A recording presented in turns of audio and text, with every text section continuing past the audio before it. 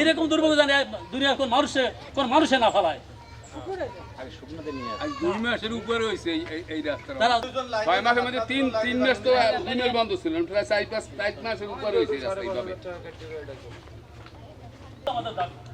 কিন্তু 2টা মাস যাবত আমাদেরকে ঘর থেকে বেরিয়ে যেতেছে। বাচ্চাগুলো স্কুলে যাইতে পারে না, কাদা বাইতে হয়। হাসিনা সরকার যাওয়ার আগে রাস্তা চালায়। প্রতিদিন এই অবস্থা আমরা এই সব করার পরে আজকে ঠিকাদারের লোকজন আছে তারা। আর ঠিকাদারের কোনো লোকেদের কথাই বলে না।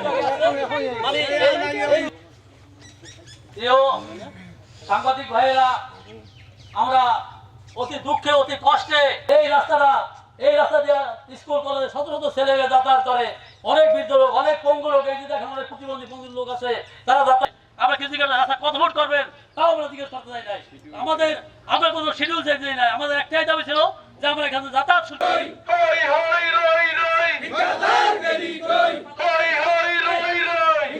এখানে এই সড়কের নিয়ন্ত্রণাধীন প্রায় 10,000 লোকের স্থায়ী বসবাস করে। প্রায় 500 কঠিন যারা হঠাৎ করে অসুস্থ হলে তাকে হাসপাতালে নেওয়ার কোনো ব্যবস্থা নেই। সুতরাং আমরা এসব সামান্য কিছু বালি ফেলে রাস্তার এরপর আর 10 দিন তাদের কোনো খবর নেই। এখন বর্তমানে সম্পূর্ণ আসতে পারে না, সাইকেল নিয়ে পড়ে যায়, মোটর সাইকেল নিয়ে পড়ে যায়, রিক্সা অটো রিক্সা পড়ে যায়, এর কোনো খবর নাই।